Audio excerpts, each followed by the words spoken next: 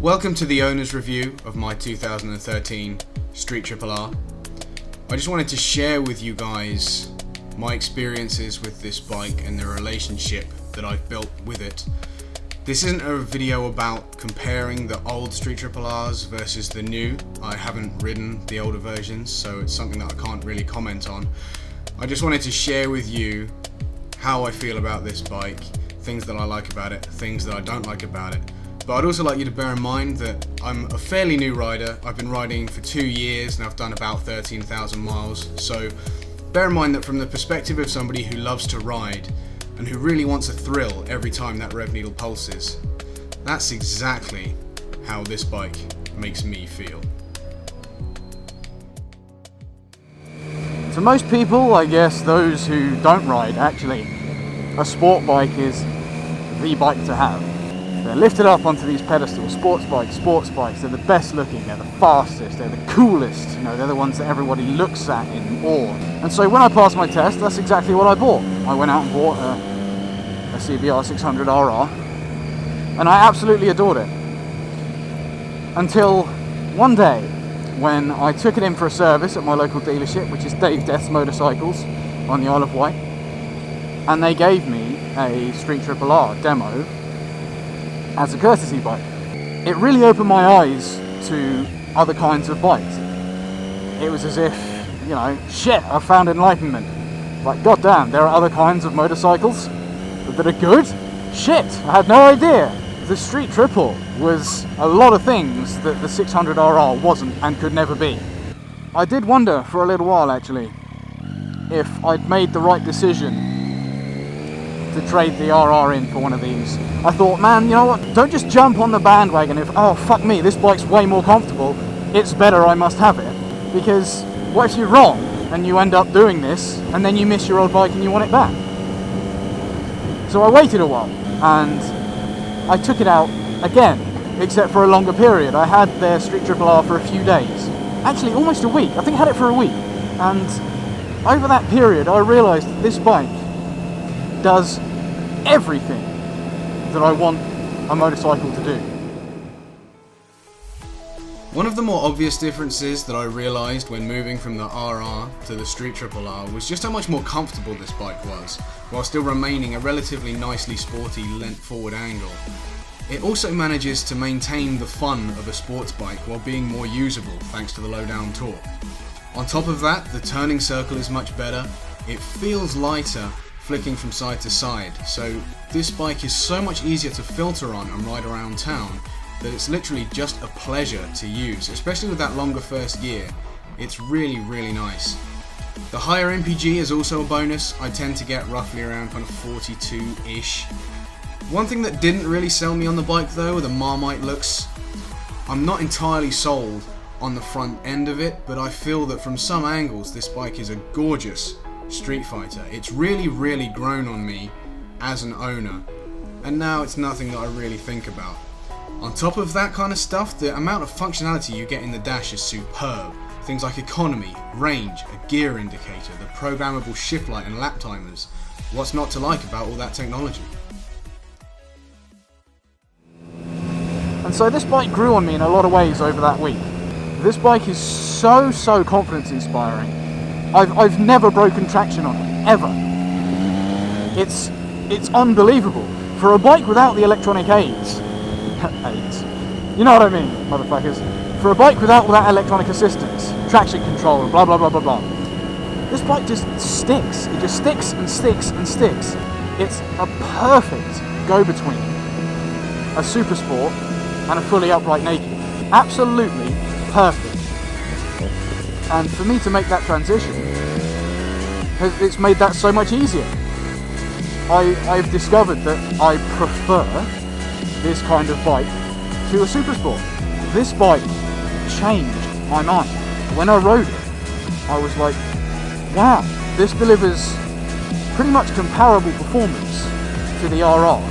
I think the RR has something like 10 more horsepower, but that's it. But this, up to, I reckon, probably around 60 or 70 miles an hour, would probably do the RR, because these bikes produce so much low down grunt that they really take off. from low speed and low revs, whereas the sports are peaky, and and they don't even pick up till sort of around 8,000 RPM. Really, that's when they really start screaming. And this is similar. It is definitely similar, but it's not the same. And for someone who wanted a bike to commute around town on, as well as to have fun with, this bike ticks all the boxes. All the boxes. That low down torque means that this bike is a scream to ride, even at low speed, because you get to feel that torque and that adrenaline rush, that surge of power below, national speed limits. You don't need to wring the living shite out of it to really feel like you're making progress. And I adore that about this bike. Not only does it mean that you're going slower, so you're therefore safer, it's going to save me points on my license. It's going to save my fucking life. You know what I mean? And not only that, but the low down torque on these things means that you don't even really need to prepare for an overtake or anything like that. You can be extremely lazy and just roll on the throttle, whatever gear you're in, and you can just pass whatever's in front of you. There's much less preparation, which leads to a much more relaxed ride. This bike requires no effort to ride whatsoever. You don't have to muscle it into any corners. It's easy.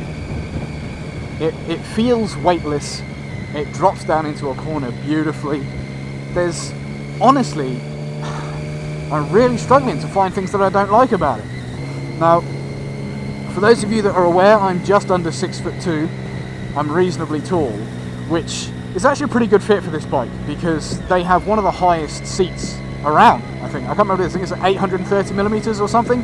It's a tall bike, but I fit on it very comfortably. I'm extremely happy with that. You know what, fuck this guy.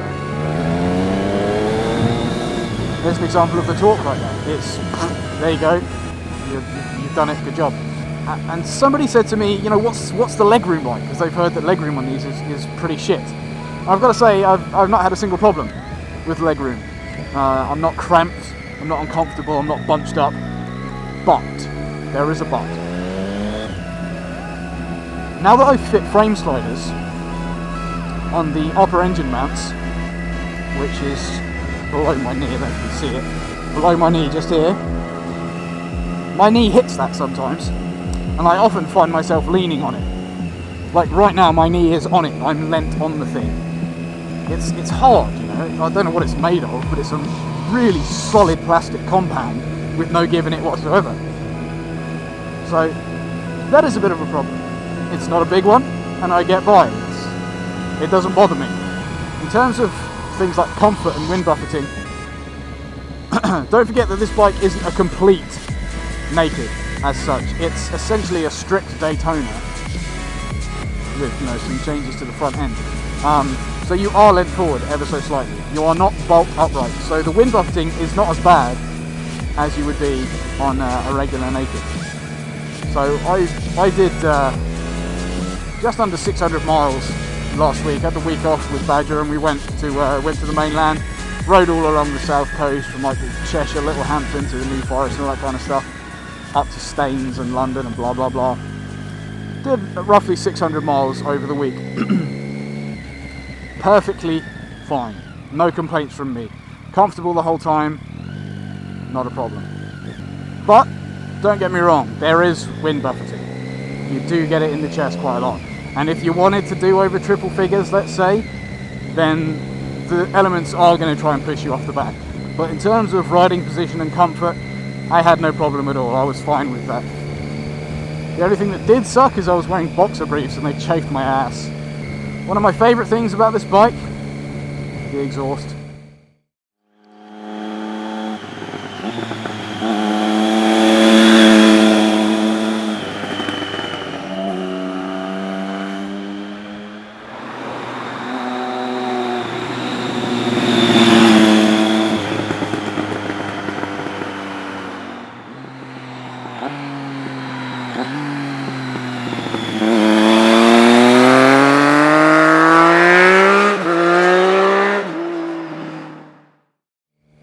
Sounds so fucking cool.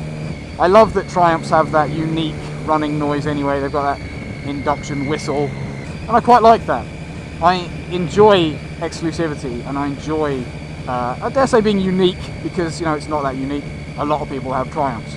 But I enjoy a machine that can be so easily recognised. I like that.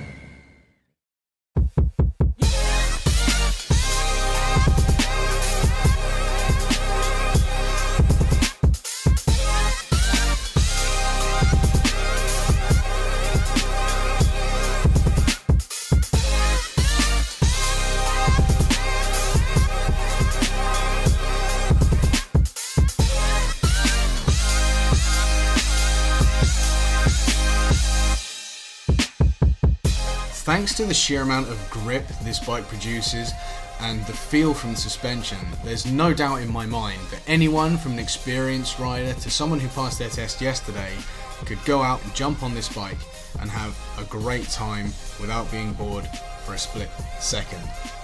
Now that I've told you my thoughts on the bike, let's just summarise with some of the pros and cons. Let's start with the cons first. Let's get out of the way the things that I'm not so keen on. First of all, the looks. How do you feel about those controversial headlights? Personally, I wasn't a massive fan, but they've grown on me. Not so much of a big deal anymore. It would be kinda nice if the Street Triple R had a little bit more power, but again, there's the Speed Triple R for that, I suppose, so maybe it's not so much of a big deal, and I guess this bike fits in the market exactly where Triumph intended it to fit. Moving on to the pros. First and foremost, this bike is so easy to ride. I've said it before, I'll say it again.